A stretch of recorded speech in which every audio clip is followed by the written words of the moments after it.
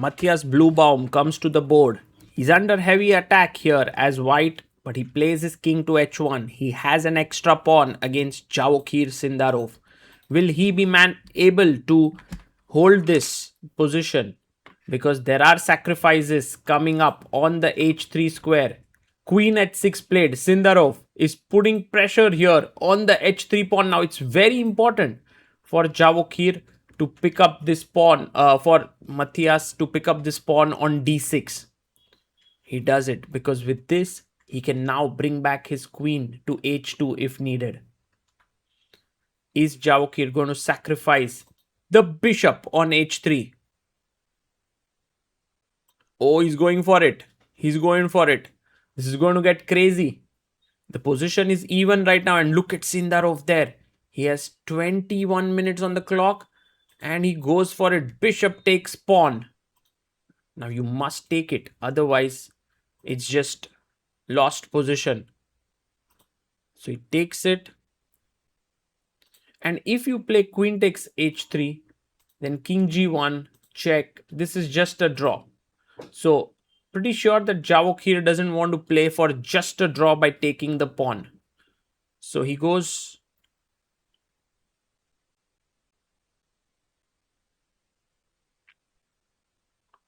rook to e6. He attacks the queen on d6. And now he goes queen c5. A huge mistake. The best move was queen d7 or queen b4. Both of these moves were good because it defends the rook on d2. Queen c5 keeps the rook unprotected. But how do you take advantage of this? Well, the way you take advantage of this is by playing knight to d3. It's an insanely difficult move. But will Sindarov find it? Because look, the thing is, taking here does not work. It's just a draw. You need to deflect the rook away. If knight d3, if bishop takes, I take the rook on d2. But what if rook takes the knight? He's going for it. Matthias comes to the board. Has he missed it? Boom! Knight d3. Attacks the queen. This is the beauty of chess. Even the top players miss something. Although Matthias does not flinch even. He takes the knight. And he asks Sindarov, my friend, have you calculated it through? This is where chess, top level chess gets super exciting. Two wonderful calculators trying to work it out. And who's right? Look at Matthias there. He's paused. There's only one move on the board. He goes king g1. And the main point is, I'm pretty sure that he calculated queen g3, king h1 and rook e5. If rook e5, queen takes e5 and white is still in the game because the rook wants to come from here. But there is an incredible move here which has been missed, and Javokhir Sindarov takes a bottle of water, opens it, takes a sip. Look at Matthias there. He's missed it. Guys, what's the move he has missed? The move is g5 to deliver rook h6 checkmate. There is no way out from this. And Javokhir, of course, is not going to miss it. He goes g5. What a move. And look at Matthias there. Writes down his move. Slams his pen down. He's unhappy there. He's totally unhappy. He's so angry with himself because he missed this move.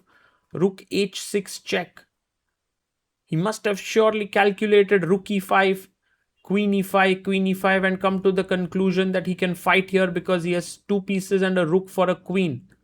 But the moment g5 was played, rook h6 check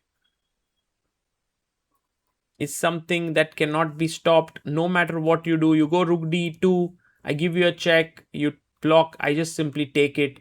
And well, Matthias Bluebaum, oh, that's just tough. Sindarov is like, I'm not having anything to do here. I'm just going to roam around and come back when my opponent has decided on his move.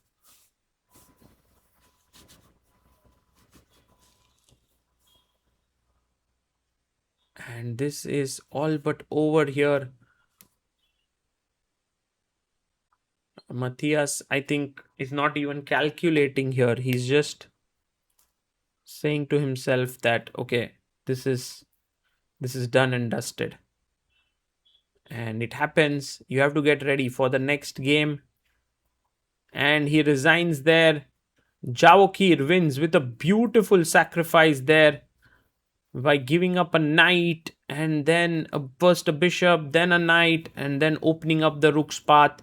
And this would definitely be one of the most beautiful um, lines, beautiful combinations of this year's by Kanze. And look at Bluebaum there. He is in a shock there, and Anish Giri in the background can't believe it that Matthias lost so quickly. And look at Matthias. That's the look of a person who has blundered and lost. Immediately, and then he take bishop h3, g takes h3, rook e6. Here I was feeling like white should have something, some moves for draw, because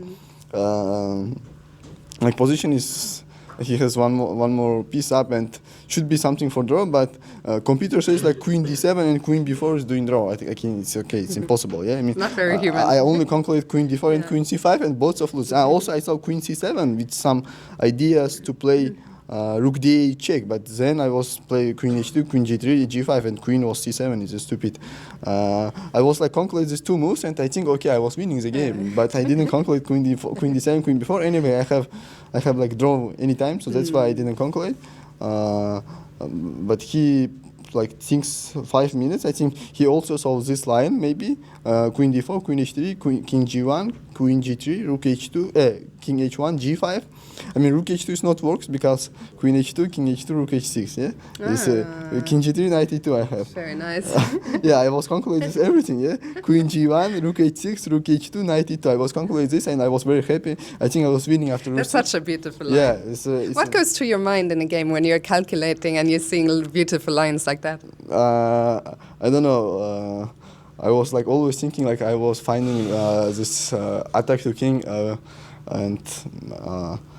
No, first I was very scared because, you know, against Anish I was like blunder everything and was thinking like, okay, come on, you should need to play safe and maybe somewhere.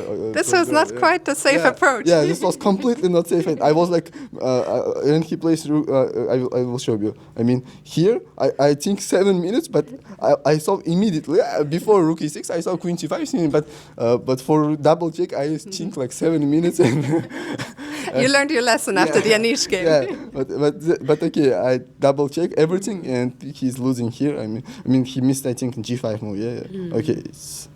He also calculated a lot, and in a defense, it should be very hard to find everything. And yeah, it's a very interesting game, and I'm very happy with my attack.